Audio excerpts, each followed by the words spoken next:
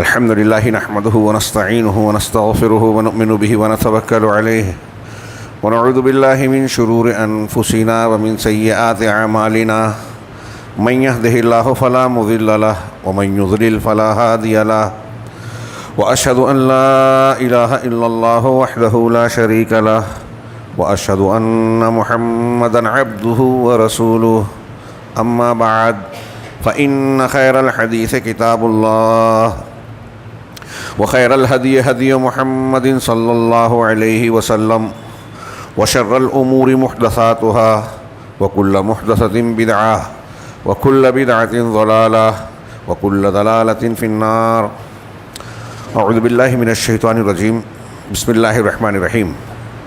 يا أيها الذين آمنوا أطيعوا الله وأطيعوا الرسول وأولي الأمر منكم فإن تنازعتم في شيء فردوه إلى الله والرسول إن كنتم تؤمنون بالله واليوم الآخر ذلك خير وأحسن تأويلا.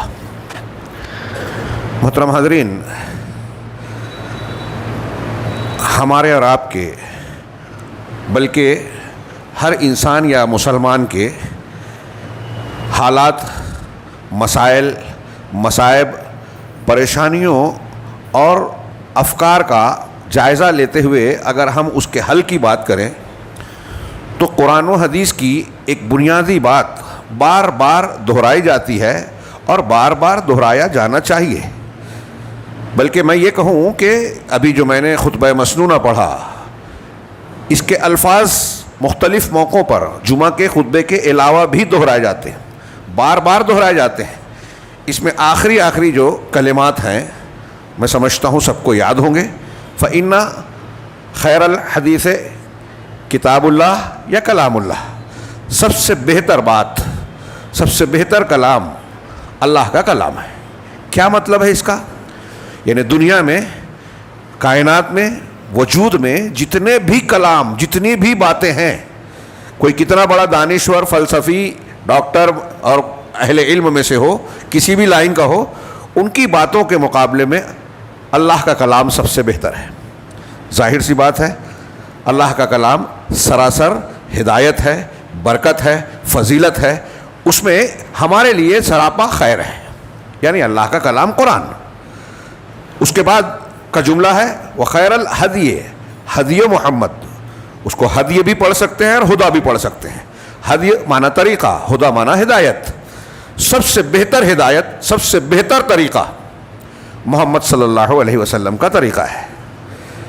میں یہ ذہن میں رکھیے کہ ہم یہ بار بار دہراتے ہیں اور بظاہر مانتے بھی ہیں کہ سب سے بہتر طریقہ محمد صلی اللہ علیہ وسلم کا طریقہ ہے.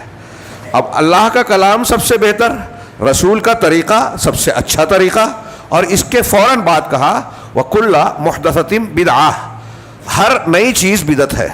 وَكُلَّ بِدْعَةٍ ضَلَالَةٍ، اور ہر بدعت گمراہی ہے. بعض روایتوں میں الفاظ ہے کہ ہر گمراہی جہنم کی طرف لے جاتی ہے.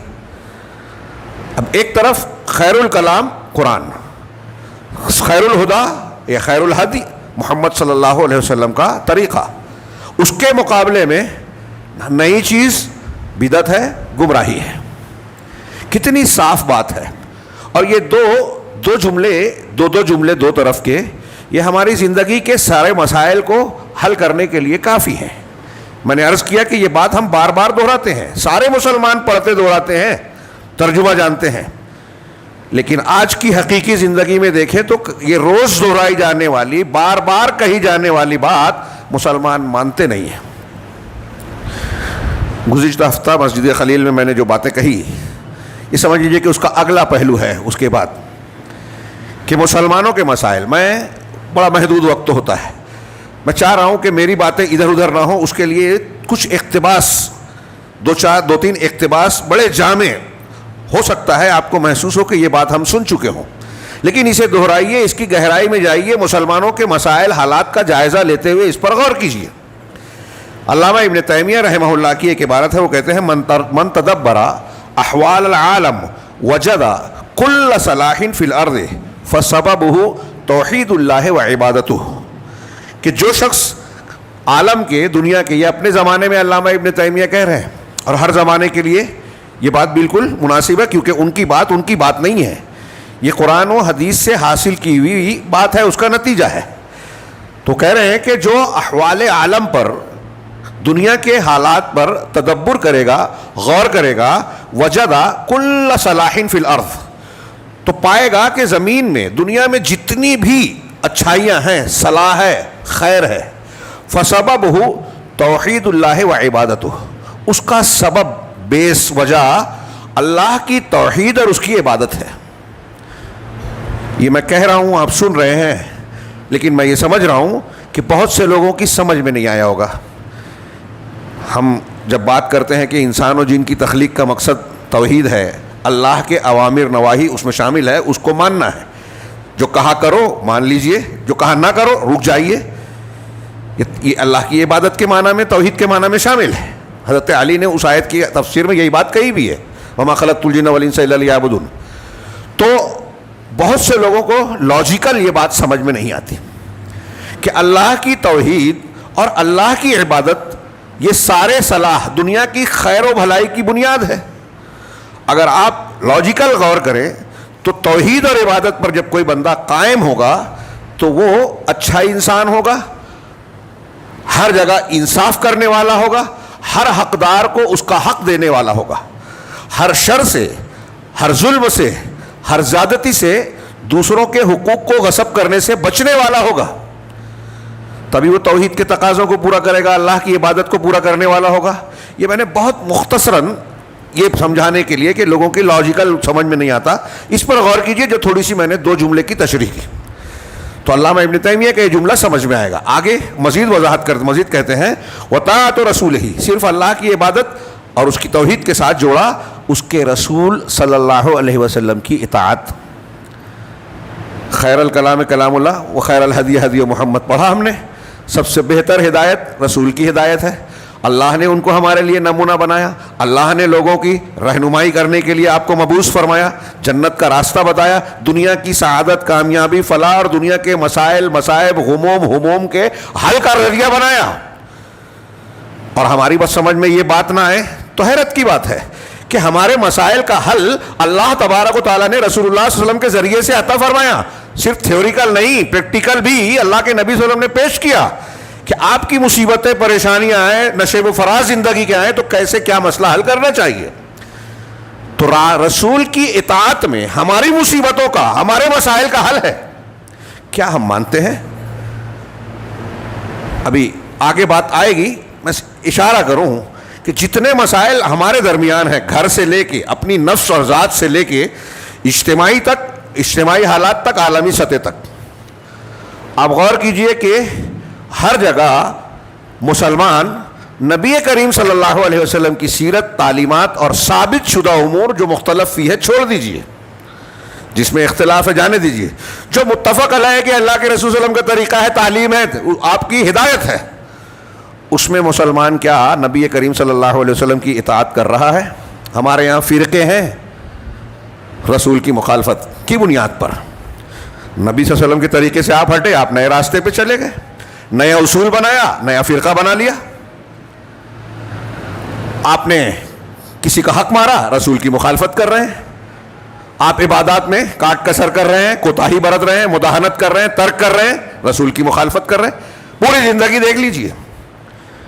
تو رسول کی اطاعت اور اللہ کی توحید دنیا کی ہر سعادت اور خیر و صلاح کی بنیاد ہے، سبب ہے. یہ علامہ ابن تیمیہ کہہ رہے ہیں، اور یہ جو جمعہ میں ہم پڑھتے ہیں سمجھ لیجئے کہ اسی کا بیان ہے تھوڑا سا. اور آگے کہا وَكُلُّ شَرٍ فِي الْعَالَمِ وَفِتْنَةٍ وَبَلَاءٍ وَقَحْطٍ وَتَسْلِيطِ عَدُوٍ وغیر ذالک. جملوں پر، لفظ پر غور کیجئے کہ اور دنیا میں جتنا بھی شر ہے، فتنہ ہے، بلا ہے، قحط، خشک سالی، بارش نہ ہونا، پانی کی قلت، خشک سالی ہونا، قحط، سیلاب، طوفان، اس کی ضد، ہاں، وَتَسْلِيطِ عَدُوٍ، اور دشمن کا مسلط ہونا، دشمن کا مسلط ہونا، اور اس کے علاوہ جو بھی مصیبت ہو. غزہ میں دشمن مسلط ہے، ہتھیاروں کے ذریعے سے روز قتل عام ہو رہا ہے، بموں کی بارش ہو رہی ہے، تو ہم کو دکھائی دیتا ہے، وہ خبر میں رہتا ہے. ہم پر اور آپ پر بھی کیا دشمن مسلط نہیں ہے؟ ہمارے گھر، ہمارا دین، ہماری مسجدیں، ہمارے نوجوان، ہمارے اوقاف، عبادت گاہیں اور بہت ساری چیزیں کیا خطرے میں نہیں ہیں؟ اور مسلمان اپنے آپ کو بے بس محسوس نہیں کرتا؟ یہ ہم یہاں کی بات کر رہے ہیں، دنیا کے کسی بھی ملک میں چلے جائیے، وہ ممالک بھی جہاں مسلم حکومت ہے، غلبہ ہے، وہاں بھی مسائل شدید اور سنگین قسم کے ملیں گے۔ علامہ ابن تیمیہ کہہ رہے ہیں اور بجا کہہ رہے ہیں، قرآن و حدیث کی بہت ساری بے شمار دلیلوں کی بنیاد پہ کہہ رہے ہیں کہ جتنے بھی دنیا میں مسائل ہیں، فتنے ہیں، قحط ہیں، دشمن کا غلبہ ہے، تسلط ہے، اس کا فسببہ مخالفت الرسول صلی اللہ علیہ وسلم، اس کا سبب رسول صلی اللہ علیہ وسلم کی مخالفت والدعوت الی غیر اللہ، اور غیر اللہ کی طرف دعوت دینا ہے۔ یہ دو جملہ جو آخر کا کہا، پوری زندگی کے ایک ایک حصے پر ہم بحث کر لیں، ہاں سال بھر تقریر کر سکتے ہیں کہ یہ معاملہ دیکھیے، یہ شعبہ دیکھیے، اقتصادیات دیکھیے، تعلیم دیکھیے، اخلاق دیکھیے، عقیدہ دیکھیے، عبادات دیکھیے، اس میں یہ مخالفتیں ہیں رسول کی۔ ہاں صحابہ کرام نے غزوہ احد میں اللہ کے نبی صلی اللہ علیہ وسلم جو سپہ سالار لشکر بھی تھے اور پیغمبر بھی تھے، آپ کی ایک بات کو نہیں مانا۔ ایسا نہیں کہ انکار کرنے کے طور پر کہ نہیں ہم نہیں مانتے، ایسا سمجھا کہ اب دشمن بھاگ گئے ہیں، اب ہم کو یہاں رہنے کی ضرورت نہیں، جبکہ آپ نے سختی سے کہا تھا ہٹنا نہیں، کچھ بھی ہو جائے۔ 50 میں سے 40 لوگ ہٹ گئے، 10 تب بھی تھے۔ کیا ہوا؟ دشمن مسلط ہو گئے، پیچھے سے مشرکین کا، اس وقت جو مشرکین تھے، بعد میں بہت سے مسلمانوں میں خالد بن ولید اس کے سردار تھے اس دستے کے، ان کا حملہ ہوا اور مسلمانوں کی فتح نہیں رہی۔ 70 صحابہ کرام شہید ہوئے، نبی کریم صلی اللہ علیہ وسلم زخمی ہوئے، اور اللہ تبارک و تعالیٰ نے قرآن میں اس کے بارے میں جو باتیں کہی ہیں آپ پڑھیے، سورہ آل عمران کی کئی رکوع ہے کہ تم کو جو تکلیف پہنچی یہ تمہاری اپنی نافرمانی کی وجہ سے، آپس کے اختلاف کی وجہ سے۔ تو مسلمانوں کو دشمن کا نقصان کیسے ہوا؟ آپسی اختلاف سے۔ وہ امور بھی جو قرآن و حدیث میں صاف ہیں، ہم اس پہ متفق نہیں ہوتے۔ میں ابھی بیان کروں کہ اس معاملے میں اللہ اور رسول کا یہ فرمان ہے، کتنے لوگ ایسے ہیں جو کہیں گے کہ ٹھیک ہے، لیکن ہمارا مسلک یہ نہیں ہے، ہمارے علماء، ہمارے امام کا یہ طریقہ ہے، ہمارے پیر صاحب اور سلسلے کا یہ شغل ہے، یہ طریقہ، یہ رہنمائی ہے، ہم اس پر عمل کریں گے، نبی صلی اللہ علیہ وسلم کی بات پر نہیں۔ ہمارے پیر صاحب، ہمارے سلسلے والے نبی صلی اللہ علیہ وسلم کو زیادہ جاننے والے تھے، ہم جاہل ہیں، لہذا نبی کی حدیث آ بھی گئی تو ہم پیر صاحب کی مانیں گے، وہ زیادہ جانتے تھے۔ اور بعض لوگ تو جرأت کرتے ہیں کہ بھئی پیر صاحب نے خواب میں کشف جو حاصل کر لیا، اللہ سے ڈائریکٹ لے لیا، تو اللہ بھی ڈائریکٹ ان کو دیتا ہے، ان کو نبی کی ضرورت ہی نہیں ہے۔ یہ کفر ہے جو یہ مانتا ہے، اور ہے ہمارے یہاں صوفیوں کے یہاں یہ عقیدہ ہے۔ بہت سی چیزیں ایسی ہی اختیار کیے ہوئے سمجھتے ہیں کہ ہمارے پیر صاحب کو ڈائریکٹ اللہ نے دے دی، ہم اس کو مان رہے ہیں۔ ایسی کفریہ چیزیں ہمارے درمیان چل رہی ہے۔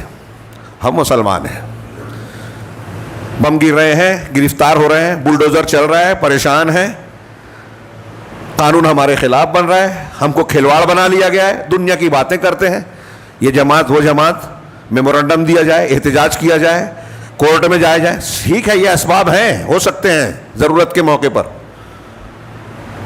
لیکن اگر یہ بنیادی سبب نہیں ہے تو یہ میمورنڈم، یہ احتجاج، یہ چیخ و پکار، سیمینار، کانفرنس کوئی مطلب نہیں رکھتا۔ لیکن اس سبق کو ماننے کے لیے کیا مسلمان تیار ہے؟ نہیں تیار ہے۔ اکثریت جو ماننے کا دعویٰ کرتا ہے وہ بھی نہیں مانتا۔ ہم آپس میں کہتے ہیں، ہاں ہمارا سوشل میڈیا پہ دیکھ لیجئے، عوام کا، خواص کا، قدم قدم پر قرآن و حدیث کی مخالفت کرتے ہیں، بتایا جائے تو غلطیوں پر بھی دلیل پیش کرتے ہیں، یہ اور بڑا جرم ہے۔ اور پھر کھلی کھلی برائی کس مرحلے میں، میں کون سی بات پیش کروں مختصر سے وقت میں۔ کل تذکرہ نکلا تھا درس میں کہ ہمارے ہاں، نام لے رہا ہوں خاص طور سے، سلمان حسینی کا ابھی ایک کلپ چل رہا ہے، 1-2، اس پر انشاءاللہ گفتگو ہوگی، اگر رہا میں مالیگاؤں میں تو آئندہ ہفتہ اس پر خصوصی پروگرام کریں گے انشاءاللہ۔ حضرت امیر معاویہ رضی اللہ تعالیٰ عنہ، صحابی رسول، کاتب وحی، اور ان کی اپنی فضیلتوں کے باوجود روافظ ان کی دشمنی رکھتے ہیں، ان کو نعوذ باللہ جہنمی فرعون کیا کیا کہتے ہیں، جھوٹی روایتیں بیان کرتے ہیں۔ اور یہ بدبخت سلمان الحسینی جس کو ایک طبقہ عالم مانتا ہے, آگے بڑھاتا ہے, بڑا قابل بھی جانتا ہے. اللہ کے نبی صلی اللہ علیہ وسلم نے ایسے لوگوں سے ڈرایا ہے کہ دجالین جہنم کے راستوں کی طرف بلانے والے آئیں گے, جو قرآن کی آیات, احادیث, صحابہ, تابعین, طب تابعین کے متفقہ عقیدے کے خلاف مستقل بکواس کرتا ہے. اور یہ کلپ میں صاف صاف اس نے بیان کیا. حضرت امیر معاویہ رضی اللہ تعالیٰ عنہ کو روایت پیش کی کہ اللہ کے رسول کہتے ہیں کہ اس امت کا فرعون معاویہ ہے, سب سے برے بدترین حکام اور عمرہ میں سے, میرے ممبر پر نظر آئے تو قتل کرو. یہ 3 الگ الگ روایتیں بیان کی ہے, سب کے سب جھوٹی ہے, ساقط ہے. آخری والی جو بیان وہ تو کسی حدیث کی کتاب میں ہے ہی نہیں, رافضیوں کی بنائی ہوئی ہے, موضوع اور من گھڑت روایتیں ہیں. اس کے بالمقابل اللہ تبارک و تعالیٰ نے فتح مکہ سے پہلے اور فتح مکہ کے بعد اسلام قبول کرنے والے مسلمانوں کے بارے میں کہا کہ کل وعد اللہ الحسنی. سورہ حدید کی آیت کل رات میں نے پیش کی تھی, پوری آیت نہیں پڑھ رہا ہوں فی الحال, کہ اللہ نے ہر ایک سے حسنہ کا, جنت کا وعدہ کیا ہے. اللہ جس سے جنت کا وعدہ کیا ہے, جن سے اللہ راضی ہوا, ان کو یہ فرعون کہہ رہا ہے, تو یہ کیسا مسلمان ہے؟ یہ اللہ کی مخالفت کر رہا ہے, رسول کی مخالفت کر رہا ہے. رسول اللہ صلی اللہ علیہ وسلم نے حضرت امیر معاویہ کے مسلمان ہونے کے بعد ان پر اعتماد کیا, کاتبین وحی میں شامل کیا, کئی مقامات پر امیر بنایا. حضرت عمر فاروق نے شام کا امیر بنایا. کس نے؟ عمر فاروق نے, جن کی نگاہ کیسی تھی, اور ان کی تعریف کرتے تھے حضرت عمر. بہت سی روایتیں ہیں. انتہائی ذہین, فتین, اور بارڈر کا علاقہ تھا شام کا, نازک جگہ تھی. حضرت عمر نے ان کو ہٹایا نہیں. عثمان غنی رضی اللہ تعالیٰ عنہ عمر فاروق کے بعد میں ان کو قائم رکھا. بخاری میں امام بخاری نے ان کا ذکر کرتے ہوئے کہا کہ ابن عباس کہتے ہیں کہ وہ فقیہ ہیں, سمجھدار, دین کی فقاہت رکھنے والے ہیں. انہو فقیہ. ابن عباس تعریف کر رہے ہیں. ابن عمر کہتے ہیں کہ میں نے ان سے زیادہ سیاست اور قیادت کو جاننے والا نہیں دیکھا.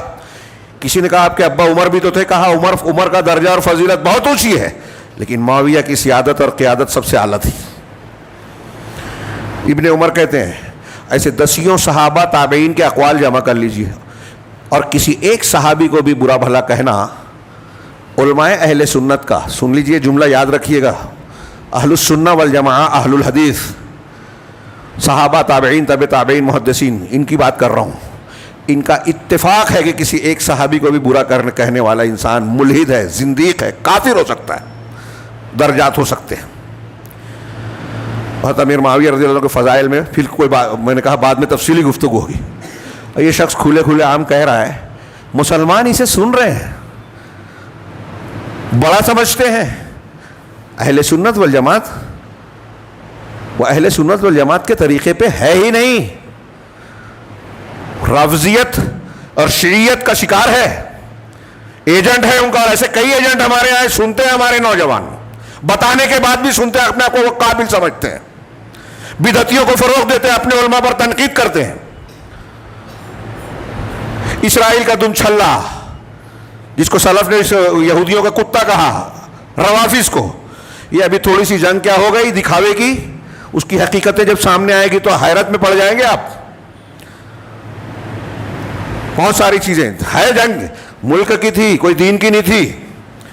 فلسطینیوں کی ہمدردی نہیں کی کبھی ایران نے کبھی سنیوں کی ہمدردی نہیں کی ہے. پوری تاریخ میں ہمیشہ جو دھوکہ کیا ہے, غدر کیا ہے, دشمنوں کا ساتھ دیا, اہل کتاب کا ساتھ دیا اہل سنت کے خلاف. ابھی کی تاریخ میں بھی وہی ہو رہا ہے, ہوتا رہا ہے. میں نے بیان کیا پچھلے ہفتے, شام میں گزشتہ 10-15 سال میں لاکھوں سنی اور سلفی کا قتل کیے گئے. شریک ہے ایران. غزہ کے لیے کچھ نہیں کیا. آج لوگ سعودی عرب کو بولتے ہیں, سب سے زیادہ سعودی عرب کر رہا ہے. دکھائی نہیں دیتا, خبریں وہ نہیں اس انداز میں پیش کی جاتی ہے کہ اس کو بھی, اور وہ نام اپنا پیچھے رکھتا ہے اسٹریٹجیکل بنیاد پر. ہمارے ہاں لوگ دین کی بنیادیں جانتے نہیں, اچھے اچھے پڑھے لکھوں کو دیکھا کودنے لگے. ہاں اسرائیل ہمارا دشمن ہے, لیکن روافظ ہمارے دوست نہیں ہیں. اہل علم نے حساب کتاب لگایا اور صحیح لگایا, بتایا کہ ان سے زیادہ نقصان دہ یہ ثابت ہے, ان سے زیادہ مسلمانوں کا قتل یہ کر رہے ہیں. ابھی شام میں, عراق میں, لیبیا میں, لیبیا میں, یمن میں, ہر جگہ آپ دیکھ سکتے ہیں. خبریں دیکھیے. ایران کے وہ علاقے جہاں سنی ہیں وہاں کیا ہو رہا ہے, مسجد بنانے کی اجازت نہیں ہے. اور آپ کو حیرت ہوگی کہ جو بم چلے ایران سے اسرائیل پر، وہاں کی مسجدوں کو بھی نشانہ بنایا، تاریخی مسجدوں کو اڑایا ہے ایرانی میزائلوں نے۔ خوشیاں منائیے کہ وہ اسرائیل میں مسجد ہے تو آپ اس کے بھی دشمن ہیں۔ یہ سطحی نظر ہمارے یہاں، دشمنوں نے جیسا بنایا ہے، جیسا چلانا چاہتے ہیں، مسلمان ویسے ہی چل رہا ہے، جہالت میں ڈوبا ہوا ہے اور اپنے آپ کو علامہ سمجھتا ہے، اہل علم کو برا بھلا کہتا ہے، اہل حق اور تنقید کرتا ہے، اہل بدعت کی تعریف کرتا ہے، اہل بدعت کا حوصلہ بڑھاتا ہے۔ یہ چھوٹی بات نہیں ہے، یہ آپ میزائل مار رہے ہیں اسلام پر، ایران نے وہاں مارا اور ساتھ ساتھ اسلام کی تعلیم پر بھی مارتا ہے، اور آپ اس کی تائید کر رہے ہیں۔ آپ صحابہ کو برا بھلا کہہ رہے ہیں اور اس کی سن رہے ہیں۔ ایک دن نہیں ہونا چاہیے وہ اہل سنت والجماعت کے درمیان میں یہ حسینی مرزائی جیسے لوگ جو صحابہ کو تنقید کا نشانہ بنائے، ان کے پاس کوئی خیر نہیں ہو سکتا، دین ہو ہی نہیں سکتا۔ اور اگر ہم ان کو سنتے ہیں تو اگلے اقتباس کا میں پیش کرنا چاہتا ہوں، یہ علامہ ابن تیمیہ کا تھا، اور آگے کہا ومن تدبر، اس میں اللہ کے رسول کی مخالفت اور غیر اللہ کی طرف دعوت، کاش کے وقت ہوتا۔ آج دنیا میں اہل الحدیث کی دعوت کے علاوہ کوئی اس کو تعصب سمجھے یا نہ سمجھے تو غلط ہے۔ میں عصبیت میں نہیں، اللہ کے رسول کے منبر سے علی وجہ البصیرہ، ذمہ داری اور امانت داری کے ساتھ کہہ رہا ہوں کہ اہل الحدیث کی، اس میں بھی ہو سکتا ہے کچھ لوگ خود غرضی یا نیت کی خرابی کے شکار ہو تو الگ بات ہے، کچھ غلطیاں کریں الگ بات ہے، لیکن اصولی طور پر، منہجی طور پر اس وقت دنیا میں روئے زمین پر میں اپنے علم کے مطابق کہہ رہا ہوں کہ اہل الحدیث کی دعوت کے علاوہ جتنی دعوتیں ملتی آپ دیکھیں گے، کوئی بھی توحید کی بنیاد پر، انبیاء کے اسلوب پر، منہج نبوی اور منہج صحابہ پر نہیں ہے۔ توحید کو مرکزیت کہیں نہیں حاصل ہے، کوئی فضائل بتا رہا ہے، الٹے سیدھے واقعات بتاتے ہیں، اللہ کی عظمت و تعظیم اور توحید کی بجائے بزرگان دین وہ ہوا میں اڑ رہے تھے، پانی پہ چل رہے تھے، کرامت کھیل رہے تھے، یہ دعوت ہے؟ ٹھیک ہے، ضرورت پڑے گی بزرگوں کی بزرگی بیان کیجئے، لیکن یہ دعوت کا مرکز نہیں ہے۔ دعوت کا مرکز انبیائی طریقہ کیا ہے کہ نبی اللہ تبارک و تعالیٰ کی توحید، عظمت و کبریائی، اس کے حقوق کو بیان کیا جائے، فوکس کیا جائے، اسی سے ہر بات کی اصلاح ہوتی ہے، کائنات کا ہر خیر اسی سے جڑا ہوا ہے۔ تمام انبیاء کی دعوت کی بنیاد توحید، اسی کے گرد گردش کرتی ہے ان کی دعوت کا نچوڑ وہی تھا، خلاصہ وہی تھا، آغاز وہی تھا۔ قرآن حدیث کی بے شمار دلیلیں۔ اور ہمارے یہاں مسئلہ یہ ہے، کل رات کو میں نے قول نقل کیا ایک عرب عالم کا، یہ ابھی جو جملہ بیان کیا کہ دنیا کا خیر شر کس سے وابستہ ہے، اور ان کا وہ جملہ سنیے، وہ کہتے ہیں کہ آج اگر مسلمانوں کے حالات پر غور کیجئے کہ کن امور میں اتفاق ہے، تو انہوں نے لکھا، اور صحیح لکھا لگ بھگ، کہ لا الہ الا اللہ، یہ جو کلمہ ہے، اس کے لفظ پر صرف اتفاق ہے مسلمانوں کا، بس دھیان دیجئے، لفظ پر، معنی پر نہیں، تقاضے اور شرائط پر نہیں۔ لا الہ الا اللہ کہنے میں سب مسلمان ہیں، محمد رسول اللہ بھی جوڑ لیجئے، کچھ لوگ اس میں بھی چوچرا کرتے ہیں، منکرین حدیث وغیرہ یا دوسرے کچھ ہو سکتے ہیں، تو اس میں صرف اتفاق ہے، لا الہ الا اللہ کہہ تو رہے ہیں، لیکن لا الہ الا اللہ کا معنی ہی بدل دیا بہت سارے لوگوں نے، اس کی تشریح بھی غلط کرتے ہیں، اس کے تقاضے اور شرائط کو بھی نہیں مانتے، اور کشادگی دکھانے آتے ہیں تو بولتے ہیں سب مسلمان، نام لیتے ہیں، میں نام نہیں لیتا، یہ مسلک وہ مسلک، شیعہ سنی صوفی سب ایک جیسے، کون سا دین مانتے ہیں بھائی؟ اللہ کے رسول کہتے ہیں کہ 73 فرقے ہوں گے، ایک نجات پانے والا ہوگا، آپ کہتے ہیں سب نجات پانے والے ہیں۔ وحدت الوجودی بھی مسلمان، قبر سے مانگنے والا بھی مسلمان، رسول اللہ صلی اللہ علیہ وسلم کی حدیثوں کو ٹھکرا کر بدعتوں کو اختیار کرنے والا بھی مسلمان، صحابہ کرام کو برا بھلا کہنے والا بھی ویسا ہی ہے جیسا عام مسلمان، ہم سب کو مان رہے ہیں اور ہم کو پرواہ بھی نہیں ہے۔ یہ تھوڑی دیر ہم دے دیتے ہیں جمعہ میں درس میں، بہت بڑی بات ہو گئی دین کے لیے، پھر ہمارے معاملات ہیں، ہماری زندگی ہے، تو اللہ کیوں پرواہ کرے گا؟ آگے کے جملے میں اس کا جواب آئے گا۔ تو دعوت الی غیر اللہ، میں یہ عرض کر رہا تھا کہ آج بہت ساری دعوتیں، جماعتیں، افراد کام کرتے ہیں، لیکن آپ دیکھیں گے کوئی پیر صاحب کے سلسلے کی طرف بلا رہا ہے، کوئی خاص مسلک کی طرف بلا رہا ہے، کوئی خاص فکر، لال ڈائری والی خاص فکر کی طرف کہ حکومت قائم ہو جائے، یہ ہو جائے، وہ ہو جائے، عنوان ہے۔ اخوانیت اور جماعت اسلامی کی تاریخ دیکھیے، اسلام کا نام ہے. جہاں جہاں حکومت ملی سیاست اور اقتدار. شیخ ربی اللہ غری کی رحمت کرے, پرسوں ان کی وفات ہوئی, کل ان کا تذکرہ کیا میں نے درس میں. وہ کہتے تھے کہ یہ نام لیتے ہیں اسلام کا دوسرے لیڈروں کی طرح, سیاسی لیڈروں, لیکن جب ان کو حکومت ملتی ہے, اقتدار ملتا ہے, تو اسلام کو کنارے کرتے ہیں. اور بار بار کے تجربے نے بتایا. اقتدار ملنے کے بعد کہا کہ شریعت کے نفاذ سے زیادہ اہم ہمارے نزدیک آزادی ہے, لوگوں کے آزاد حقوق ہیں. یہود سے کہا کہ آپ کے اور ہمارے درمیان کوئی دینی جھگڑا نہیں ہے. کمال ہے. قرآن کہتا ہے کہ آپ یہود کو سب سے سخت پائیں گے. یہ جو سعودی عرب کے خلاف پروپیگنڈا کرتے ہیں ان کا جملہ ہے, کہ یہود کے حسن البنا کا جملہ ہے. یہودیوں کے ڈیلیگیشن سے, وفد سے کہا کہ لیس بیننا و بینکم خصومۃ دینیہ, کہ ہمارے اور آپ کے درمیان دینی خصومت جھگڑا ہے ہی نہیں. ان کے لیڈر کہتے ہیں, اور آپ لوگ سمجھتے ہیں کہ سعودی عرب یہودیوں کا ساتھی ہے. وہ کہہ رہے ہیں ہمارے دوست آپ ہیں یہودی. ایران کا وزیر کہتا ہے, آن ریکارڈ ہے, کہ تل ابیب سے بڑا دشمن ہمارے لیے ریاض ہے. ہم ریاض کو پہلے تباہ کرنا چاہتے ہیں, سعودی عرب کو. ابو بکر عمر کی قبر کو کھود کر, عائشہ اور حفصہ کی قبر کو کھود کر ان کو سزا دینا چاہتے ہیں. ان کا عقیدے کا حصہ ہے یہ. ہم تعریف کرتے ہیں.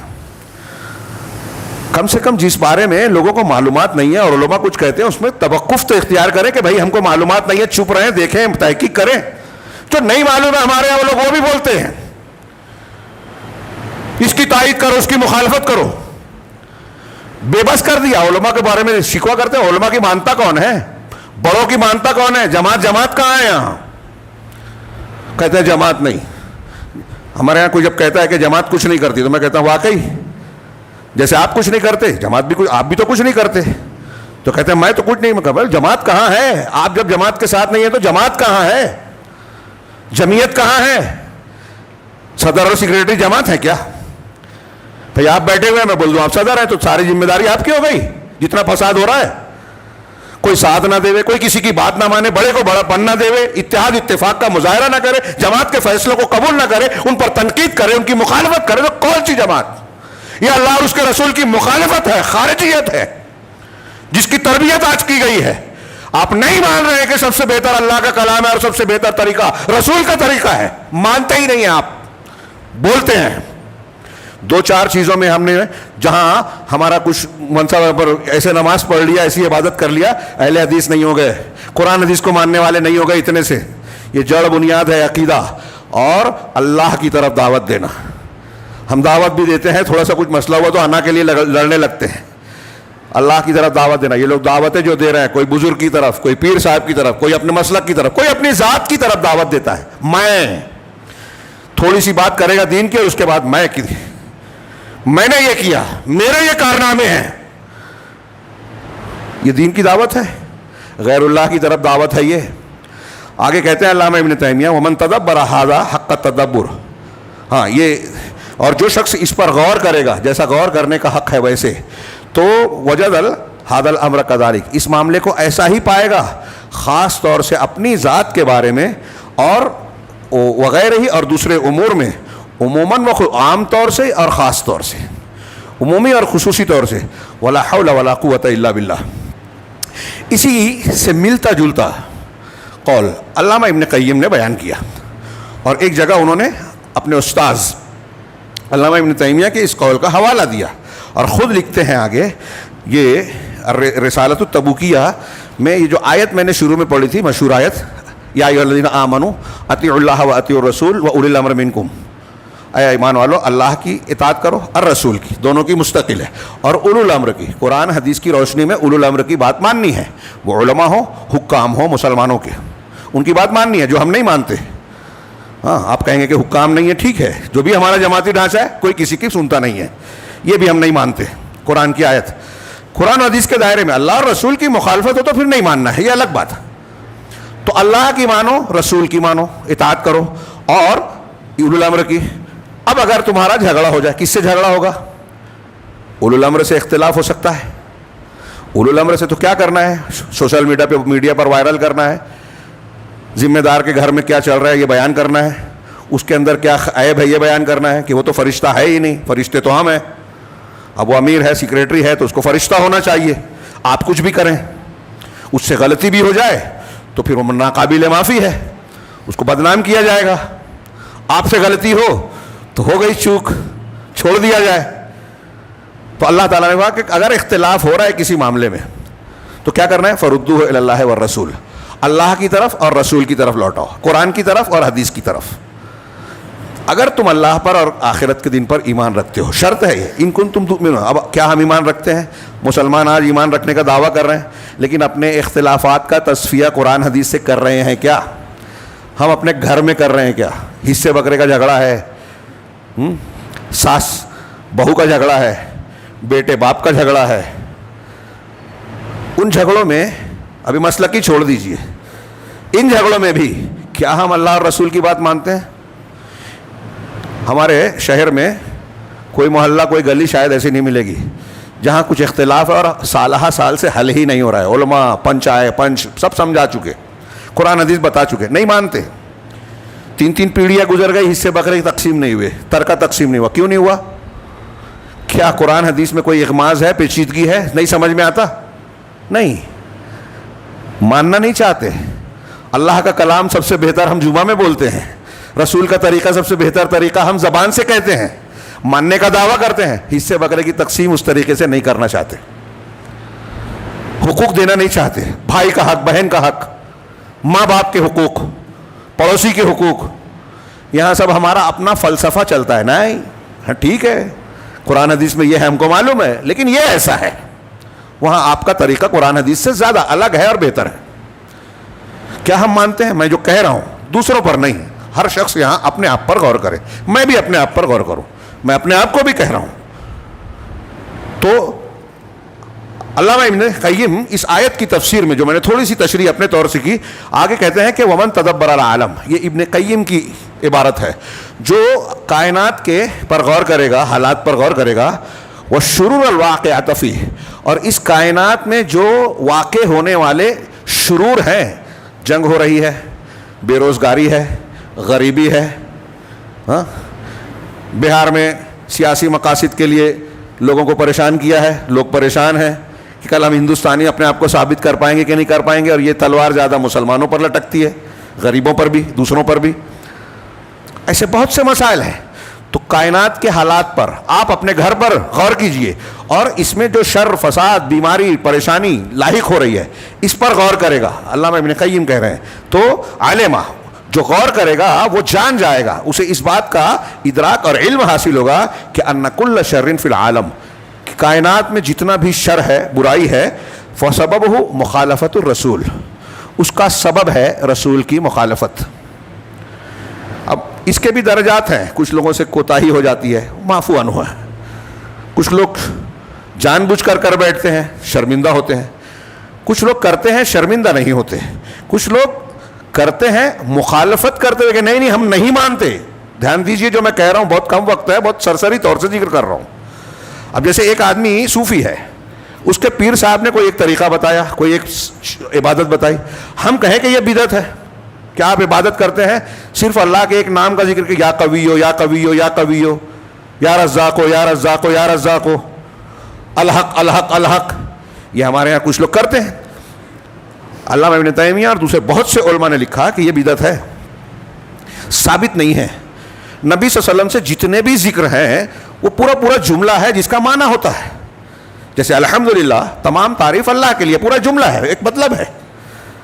سبحان اللہ, اللہ ہر عیب سے پاک ہے, یہ معنی ہے, پورا جملہ ہے.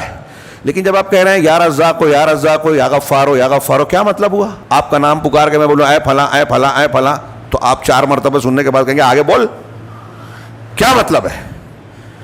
تو یہ تو خیر لاجک بات ہوئی. اللہ کے رسول صلی اللہ علیہ وسلم سے کوئی ایسا ذکر ثابت نہیں ہے. کہاں سے لائے آپ؟ میڈ ان انڈیا,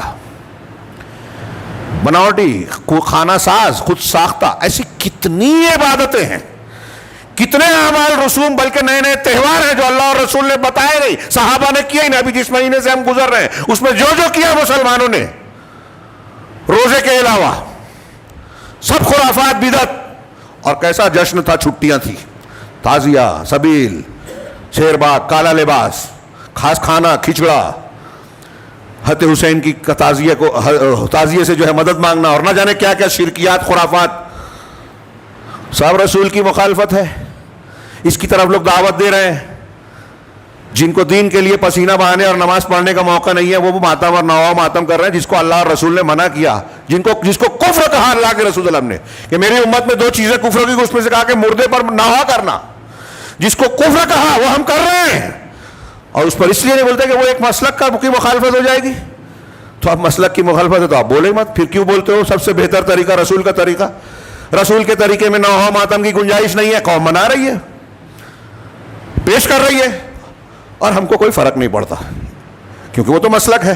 ہمارے گھر میں اگر کوئی مخالفت کرے تو ہم چھپ بیٹھتے ہیں، کون پھٹے میں ٹانگ ڈالے کسی کی؟ یہ سبب ہے ہمارے شرور و فساد کا، اللہ کی ناراضگی کا۔ تو آگے شیخ کہتے ہیں کہ دنیا میں جتنی بھی شر ہے وہ اس کا سبب رسول کی مخالفت ہے اور اللہ کے رسول کی اطاعت سے نکل جانا ہے، اور ہر خیر دنیا میں جو ہر خیر ہے، وقت کا میں اس لیے آگے بڑھ رہا ہوں، دنیا کے اندر جتنا بھی خیر ہے اس کا سبب رسول کی اطاعت ہے۔ اسی طریقے سے صرف دنیا ہی نہیں، آخرت کے جتنے بھی شرور ہیں، آلام اور عذاب ہیں، جہنم کا عذاب، قبر کا عذاب، میدان محشر کی گھبراہٹ، خوف، اور جہنم کا وہ عذاب جو دردناک ہے، جہاں انسان موت کو پکارے گا لیکن موت آئے گی وائے گی نہیں، اللہ بچائے ہمیں۔ تو آخرت کے بھی جتنے بھی عذاب، فساد اور آلام ہیں، انما ہی موجبات مخالفت الرسول و مقتضیاتها، یہ رسول کی مخالفتوں اور اس کے تقاضوں کا حصہ ہے۔ آپ جتنے رسول کی مخالفت کریں گے اتنا آخرت کے عذاب اور آلام کے خطرے میں پڑیں گے۔ یہ ان کے جملے کا مفہوم ہوا۔ تو آگے کہتے ہیں فعاد شر الدنیا والآخرہ الی مخالفت الرسول وما یترتب علیہ، تو دنیا اور آخرت کے جتنے بھی شر ہیں، جتنی بھی خرابیاں پریشانیاں ہیں، وہ سب کے سب ان کا مرجع کہاں لوٹتا ہے؟ رسول کی مخالفت اور رسول کی مخالفت پر مرتب ہونے والے نتائج۔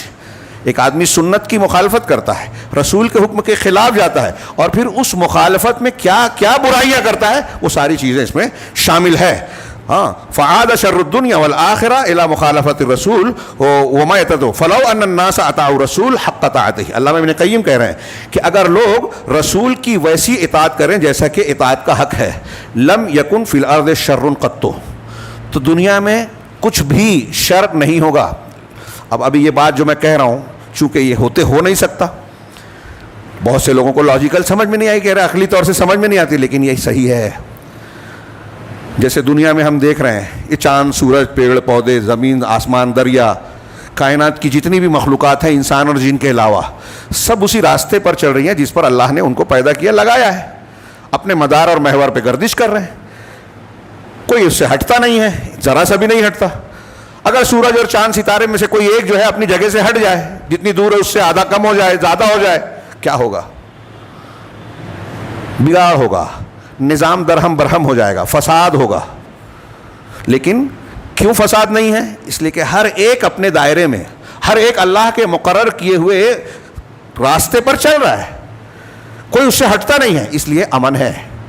تو ایسے ہی اللہ تبارک و تعالیٰ نے دنیا میں انسانی سماج کے لیے، لوگوں کے لیے جو حقوق رکھے ہیں، فرائض رکھے ہیں، ذمہ داریاں رکھی ہیں، وہ قرآن و حدیث نے بیان کی ہے۔ اگر اس کے مطابق ہر شخص اپنی ذمہ داری نبھانے لگے، نبی صلی اللہ علیہ وسلم کی اطاعت کرنے لگے، تو جتنی اطاعت آپ کرتے جائیں گے اتنا امن، چین، سکون ہوگا۔ جتنی مخالفت کریں گے اتنا شر، فساد، پریشانی ہوگی۔ تو وہی کہہ رہے ہیں کہ وَهَذَا کما انہ معلوم فی الشرور العامہ، یہ بات جیسے عام شر و فساد کی باتوں میں معلوم ہے اور دنیا میں واقع ہونے والی مصیبتوں میں، اسی طریقے سے اس شر، علم، غم، 3 لفظ، برائی، علم یعنی تکلیف، اور غم و اندوہ جانتے ہیں ہم، جو کہ بندے کو اس کے نفس میں لاحق ہوتا ہے۔ آپ کو کوئی صدمہ ہوا، تکلیف ہوئی، ٹینشن ہے، غم ہے، انسان کے نفس میں جو برائی جو پہنچتی ہے، فإنما ہوا بسبب مخالفت الرسول، تو وہ رسول کی مخالفت کی سبب سے ہے۔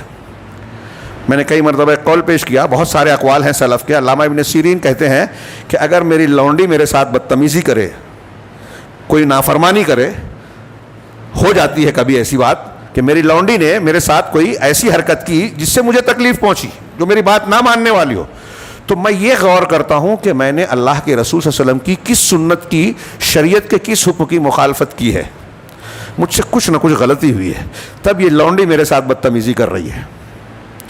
سوچئے ہمارے اسلاف کے سوچنے کا انداز کیا تھا. ہم تو محاذ کھول دیں گے کسی نے ہمارے ساتھ کوئی برائی کی, ٹھیک ہے وہ اپنی جگہ, لیکن کیا ہم اپنا جائزہ لیتے ہیں کہ یہ جو ہمارے ساتھ برا ہو رہا ہے اس میں ہماری ہی کسی کوتاہی کا نتیجہ ہے؟ اگر یہ غور کرنے لگے تو ہمارے اندر اصلاح ہونے لگے گی. لیکن جیسا کہ کسی نے مذاق میں کہا تھا, لیکن وہ حقیقت ہے عام مسلمانوں کے لیے, وہ علماء کے لیے کہا تھا کہ لوگوں کی ہمیں دوسرے لوگوں کی آخرت کی بڑی فکر ہوتی ہے اور اپنی دنیا کی. ہم میں سے ہر ایک اپنی دنیا کی فکر کرتا ہے, اور جب لوگوں کے لیے تقریر کرتا ہے تو آخرت بتاتا ہے, اور اپنے لیے سوچتا ہے کہ دنیا مجھے ملے. یہ بڑا مسئلہ ہے. تو کہا وَإِلَّا, کہہ رہے ہیں کہ فَإِنَّ, یہ مخالفت رسول سے ہوتے, ورنہ رسول اللہ صلی اللہ علیہ وسلم کی اطاعت. یہ جملہ لکھنے والا ہے, کہتے ہیں وَإِلَّا فَطَاعَتُهُ هِيَ الْحِصْنُ الَّذِي مَنْ دَخَلَهُ فَهُوَ مِنَ الْآمِنِينَ, کہ اللہ کے رسول صلی اللہ علیہ وسلم کی اطاعت ایسا قلعہ ہے کہ جو اس میں داخل ہو گیا وہ آمنین, امن والوں میں سے ہوگا, محفوظ لوگوں میں سے ہوگا. والکہف الذی من لجأ الیہ فہو من الناجین, اور ایسا غار ہے کہ جو شخص اس میں پناہ لے گا وہ نجات پانے والوں میں سے ہوگا. فعلم, تو یہ بات معلوم ہو گئی کہ دنیا اور آخرت کے جتنے بھی شرور ہیں وہ یا تو ما جاء بہ رسول, یعنی رسول کی لائی ہوئی تعلیمات سے جہالت کی وجہ سے ہے, یا اس کی مخالفت کی وجہ سے, اس سے نکل جانے گے. جہالت یا مخالفت, یا تو آپ اور ہم رسول کی تعلیم کو جانتے ہی نہیں ہیں, جو لوگوں نے بتا دیا ماحول کر رہا ہے ہم بھی کر رہے ہیں, دیکھنے کی ضرورت ہی نہیں, تحقیق نہیں کر رہے ہیں کہ صحیح عبادت کا طریقہ کیا ہے, یہ تہوار ثابت ہے کہ نہیں جو ہم منا رہے ہیں, وہ عبادت وہ ذکر ثابت ہے کہ نہیں جو رسول نے کہا, جو لوگ بیان کر رہے ہیں عمل کر رہے ہیں. بس مولوی صاحب نے بیان کیا, لمبا کرتا لمبی داڑھی کسی نے بیان کر دی تو جھوٹی حدیث بھی بیان کی, صحابہ کے خلاف بھی بیان کی, لوگ پیچھے چل رہے ہیں, سب کو مان رہے, ارے اتنے بڑے مولانا. ابلیس بابا بھی بہت بڑا تھا, بڑا بابا تھا, بہت سے لوگوں کو گمراہ کیا. تو کسی کی لمبی داڑھی, حضرت اللہ کے رسول نے تنبیہ کی ہے, صحابہ سے کہا تھا خارجیوں کی نماز کے سامنے تمہارا اپنی نماز کمتر سمجھو گے, ان کے روزے کے سامنے, تلاوت کے سامنے اپنے عمل کو کم سمجھو گے. وہ قرآن پڑھیں گے حلق کے نیچے نہیں اترے گا, دین سے ایسے نکل جائیں گے جیسے تیر شکار کو چھید کر نکلتا ہے, مل جائے تو قتل کرنا. یہ روایت میں نے بہت بیان کی ہے, اور آگے میں کہتا ہوں اس کو کہ اللہ کے رسول نے کہا مل جائے تو قتل کرنا, لیکن ایسی نماز ایسے روزے والے ملیں گے تو ہم ہمارے یہاں لڑکے لائک کریں گے, کیونکہ شعور ہی نہیں ہے, پہچان ہی نہیں ہے کہ یہ خارجی ہے. میزائل مار دیا اسرائیل پہ تو بابا بن گیا. اب سعودی عرب کی برائی کیجیے, جو توحید کو پھیلا رہا ہے, قرآن کو پھیلا رہا ہے, منہج سلف کو پھیلا رہا ہے, اس کا علم بردار ہے, اس کی مخالفت جھیل رہا ہے, اس کی مخالفت. اور کس کی تائید؟ جو قبر پرستی, جو صحابہ کو برا بھلا کہتا ہے, جو قرآن کا رد کرتا ہے, جو اسلامی دعوت کو جگہ جگہ روکتا ہے, جو یہود و نصارہ کا جگہ جگہ ساتھ دیتا ہے, پوری تاریخ سے لے کر اب تک اہل سنت کا قتل کرتا ہے, اس کا ساتھ دیں گے. تو اللہ کے رسول کہہ رہے ہیں کہ دھوکہ نہیں کھانا ظاہر سے, ایسی خبروں سے. میڈیا ایسی ہی خبریں بتاتا ہے جو آپ کو بتانا ہے کہ مسلمانوں کو یہ بتانا ہے, اس کے اندر گھسیے, تحقیق کیجئے. لیکن عجیب بات ہے کہ نیٹ کے اس دور میں گلوبل ولیج لوگ بولتے ہیں, آج بھی سچی خبریں بہت کم آتی ہیں, اور ہم سچی آتی ہے تو نہیں مانتے, جھوٹوں کی جھوٹی باتیں مان لیتے ہیں, اس پہ تبصرہ کرتے ہیں, اپنی فکر اور موقف کو استوار کرتے ہیں. بڑے بڑے لوگوں کو دیکھا میں نے, بہہ گئے. اور یہ بار بار ہوتا ہے. تو دجال جب آئے گا کیا ہوگا, وہ بھی چمتکار دکھائے گا. تو ایسے لوگ جو ظاہری خبریں دیکھ کر, یہود و نصارہ کی ایجنسیوں کی خبریں دیکھ کر اہل سنت اور اہل حق کی مخالفت کرتے ہیں, وہ اس وقت بھی دجال کا ساتھ دے کے اہل حق کی مخالفت کر سکتے ہیں. پناہ مانگنا چاہیے, اسی لیے اللہ کے رسول نے تعلیم دی صلی اللہ علیہ وسلم. تو کہہ رہے ہیں کہ دنیا, یہ کہہ رہے ہیں آگے اور بھی باتیں کہی ہیں لیکن وقت زیادہ ہو گیا. اس سلسلے میں صاحب کتاب نے, اس اقتباس کو نقل کرنے والے نے بڑی پیاری بات کہی کہ اس کا ذکر کرتے ہوئے کہا کہ آج مسلمان ہم اور آپ مختلف قسم کی مصیبتوں, بلاؤں, پریشانیوں میں پورے چہار دانگ عالم میں ہر طرف سے گھرے ہوئے ہیں. بالکل صحیح ہے, آج وہی نقشہ ہے. ہر طرف سے مسلمان پسائے مسائل اور اس میں گھرے ہوئے ہیں. تو یہ کیوں ہیں؟ کہہ رہے ہیں یہ جو ہے مخالفت رسول, دعوت الی غیر اللہ اور شرک کی وجہ سے ہے. یہ بات میری طرف سے بھی, دوسرے علماء کی طرف سے بھی بار بار دہرائی جاتی ہے. لیکن حقیقت یہ ہے, لوگ سوچتے ہیں بار بار وہی کہی جاتی ہے, لیکن حقیقت یہ ہے کہ جب تک ہمارے درمیان شرک ہے, جب تک ہمارے درمیان بدعات ہیں, تو میں سمجھتا ہوں کسی دوسرے موضوع پر گفتگو کرنا غیر ضروری ہے. یعنی اصل بیماری کو بنیاد کو چھوڑ کے شاخ پتوں پر بات کرنے کے برابر ہے. عرب علماء کا ایک وفد آیا تھا دلی میں, وہاں کچھ مسائل پہ طلبہ کے درمیان بحث چل رہی تھی. ایک ہفتہ وہ خواجہ نظام الدین اولیاء جو کہتے ہیں ان کی مزار پہ وزٹ کے لیے چلے گئے. دیکھا یہاں لوگ سجدہ کر رہے ہیں, عبادت کر رہے ہیں, پگلا گئے. دوسرے دن ہم لوگ تدریبی کورس میں گئے تھے, کئی اساتذہ تھے پڑھانے والے, اپنے اپنے پیریڈ میں آئے. کسی ایک استاذ نے بھی دوسرے دن ہم کو پڑھایا نہیں, اسی پر بیعت کی سب نے. اور کہنے لگے کہ آپ لوگ یہاں کلاس میں کچھ مسائل پر گفتگو کرتے ہیں کہ یہ مسئلہ یہ صحیح اور یہ غلط. یہ مسائل ٹھیک ہے, آپ بحث کرتے رہیے, لڑتے رہیے بعد میں, لیکن اگر شرک پایا جاتا ہے, جو ہم نے کل اپنی آنکھوں سے دیکھا, سوچتے نہیں تھے, پڑھتے تھے, سنتے تھے, کتابوں میں پڑھا تھا, اور یہ سمجھتے تھے کہ بھئی پرانے زمانے میں جاہلی دور میں یہ تھا, شیخ محمد بن عبد الوہاب کے زمانے میں بھی تھا, ان کے پہلے, تو ہم کو سمجھ میں نہیں آتا تھا. آج ہمارے یہاں ہے نہیں, سعودی عرب میں شرک اور قبر پرستی نہیں ہے, یہ ہندو بھی بولتا ہے آج. بہت سے بدعتی بھی مانتے ہیں کہ وہاں بدعت اور شرک نہیں ہے. تو کہا ہم سنتے تھے, دیکھے نہیں تھے, لیکن دیکھا تو حیرت زدہ رہ گئے. اگر یہ موجود ہے تو سب چھوڑ کر مل کر اس سے لڑیے. یہ مسلمانوں کی مصیبتوں کی جڑ ہے, یہ عرب علماء سب نے کہا, اور وہ کہیں نہ کہیں قرآن حدیث کہہ رہی ہے. ہماری مصیبتوں کی جڑ بنیاد ہے رسول کی مخالفت, توحید کی مخالفت. آج ہمارے یہاں ہے یا نہیں ہے؟ یہ سلمان جیسے لوگ, مرزا علی انجینئر جیسے لوگ, ڈاکٹر اسرار جیسے لوگ, ڈاکٹر ذاکر نائک کو ماننے والے, اگر وہ بھی قرآن حدیث کے خلاف بات کر رہے ہیں تو ہمارے یہاں لوگ ان کے پیچھے دوڑنے لگتے ہیں, تائید کرنے لگتے ہیں, علماء سے لڑنے لگتے ہیں, دلیل دے رہے ہیں, نہیں مانتے. کیا ہے یہ؟ آپ کے نزدیک بڑا کون ہے؟ اور اس پر بحث کرتے ہیں, علماء کو پریشان کرتے ہیں. ان کے بارے میں آپ کیا کہتے ہو, ان کے بارے میں کیا کہتے ہو؟ ارے قرآن حدیث جڑ بنیاد ہے. جو ایماندار علماء ربانیین, اسے بیان کرنے والے قابل قدر معتبر علماء ہیں, ان کو پکڑ لیجئے. یہ نئے نئے اگنے والوں کو چھوڑ دیجئے, ان کو فارورڈ مت کیجئے, سنیے مت, مسئلہ مت بنائیے, مار ڈالیے ان کو ذکر کیے بغیر. مگر ہم فتنوں کو اجاگر کرتے ہیں, یہ کون وہ کون. اور جن علماء سے درس لینا چاہیے, جن کی مجلسوں میں بیٹھنا چاہیے, جن سے علم سیکھنا چاہیے, ان پر نقد کر کے ان سے دور رہتے ہیں. یہ مصیبت کی سب سے بڑی بنیاد ہے. آپ اللہ اور رسول کی مخالفت کر رہے ہیں, صحیح موقف کی مخالفت اس لیے کر رہے ہیں کہ آپ علماء اور علم سے دور ہیں, جانتے ہی نہیں کہ صحیح کیا ہے غلط کیا ہے. یہ بھی شعور نہیں ہے اور شوق بھی نہیں ہے. لگ گئے وہ زمانے, پتہ چلتا تھا اللہ کے رسول کی حدیث سکھا رہے ہیں تو مہینوں کا سفر کر کے جا رہے ہیں.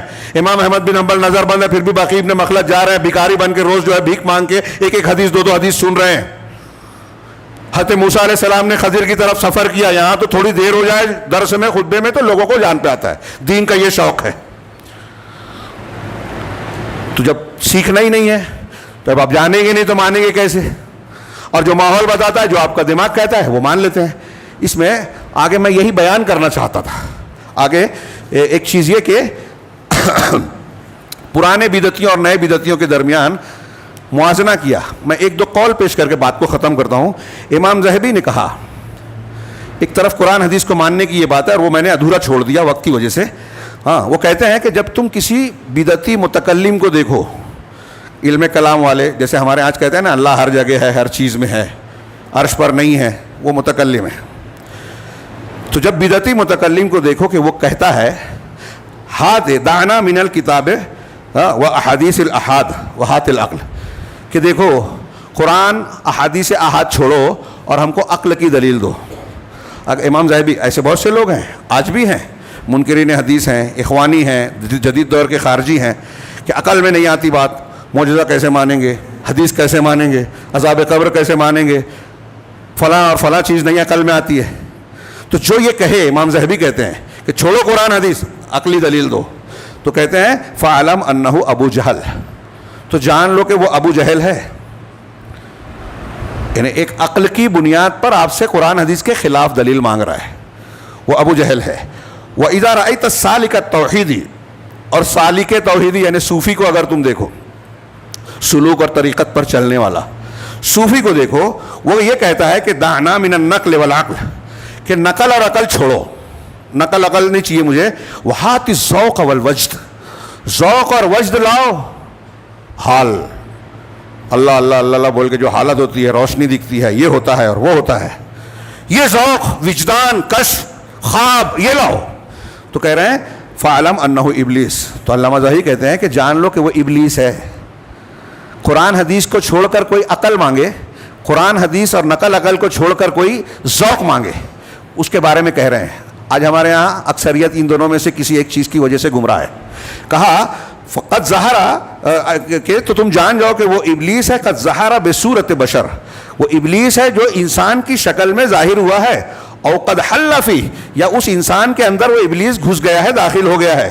فإن جبنت منہ فاہرب، اگر تمہارے اندر بزدلی ہے، اس سے مقابلہ کرنے کی طاقت تاب نہیں ہے تو بھاگ کھڑے ہو جاؤ. وإلا، اور اگر نہیں طاقت مقابلہ کر سکتے ہو، فسرع ہو تو اسے پچھاڑو، پٹکو. وابرک علی صدرہ، اور اس کے سینے پہ سوار ہو جاؤ. وقرأ علیہ آیت الکرسی واخنق ہو، اس پر آیت الکرسی پڑھو اور اس کے گلے کو دبوچ دو، گھونٹو. دو تین قول اور بھی تھا آگے، وقت نہیں ہے. اور بہت شاندار قول ہے آگے کا بھی امام اصبہانی کا کہ اہل بدعت کا طریقہ کیا ہے، اہل سنت کا طریقہ کیا ہے. اہل سنت کا طریقہ یہ ہے کہ ہمارے اقوال، ہمارے افعال، ہماری عبادتیں، ہمارا منہج قرآن، حدیث اور صحابہ کے طریقے پہ. اور اہل بدعت کا طریقہ یہ ہے کہ ہوائے نفس، میری خواہش، میری سمجھ، میرا ذوق، فلاں کا قول، فلاں کے لوگ، آج فلاں یہ کہتے ہیں، ڈھیما یہ کہتے ہیں، ان کے پیچھے چلتے ہیں.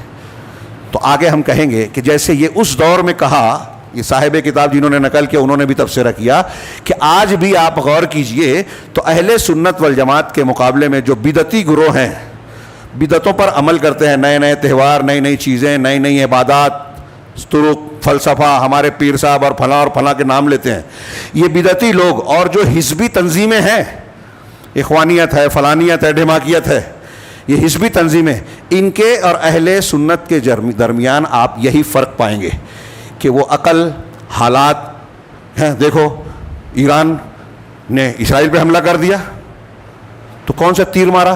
اس کی حکومت خطرے میں تھی، اس کو ہٹا کے رضا شاہ پہلوی کے بیٹے کو بٹھا کے وہاں کے تیل پہ قبضہ کرنا چاہتے تھے. وہ کوئی ایران کے دین سے مخالف نہیں تھے یہود و نصارہ، تو ان کے آلے ہیں، ان کے دمچھلے ہیں، ان کے کتے ہیں بقول سلف. ہر ایران نے کوئی غزہ والوں کی مدد نہیں کی، مسلمانوں کی، اسلام کی مدد و دفاع نہیں کیا. تو اب حالات کو دیکھ کر ہمارا موقف طے ہو رہا ہے. یہ خبر ہے تو اس بنیاد پر اللہ کے دشمنوں سے دوستی کر لیں، دین کے دوستوں سے دوستی کر لیں. یہ مسلمانوں کا حالت ہے. یہ اہل سنت نہیں ہیں، ان کے پاس اصول نہیں ہیں. ہمارے پاس اصول ہونا چاہیے. اہل حق کے پاس اصول ہے کہ قرآن حدیث سے جو چیزیں ثابت ہیں، جو اصول ضابطے ہیں، ہم ہر چیز کو اسی پر ناپتے تولتے ہیں. ہمارے لیے یہ میزان اور کسوٹی ہے. ہمارے اقوال، ہمارے افعال، ہمارا منہج، ہمارا عقیدہ، اس کا میزان اللہ کے نبی صلی اللہ علیہ وسلم اور نبی صلی اللہ علیہ وسلم کے صحابہ کرام ہیں. آج مسلمانوں کی جتنی بھی ہم فلسفے کی باتیں کریں، ہو سکتا ہے کچھ لوگوں کو لگے کہ جدید مسائل پر اور فلاں پر سب سے جدید مسئلہ حل کرنا ہے تو یہی بنیاد اختیار کرنی ہوگی. اللہ رب العالمین سے دعا ہے کہ ہمیں قرآن و سنت کو ماننے والا اور اپنی زندگی میں نافذ کرنے والا بنائے. اس کی برکت سے دنیا میں بھی ہمیں ہر فتنے اور پریشانیوں سے محفوظ رکھے اور آخرت میں بھی ہر قسم کے عذاب سے بچائے. وآخر دعوانا ان الحمد للہ رب العالمین. بارک اللہ لنا ولکم فی القرآن المجید ونفعنا وإیاکم بما فیہ من الآیات والذکر الحکیم. انہ تعالی جواد کریم.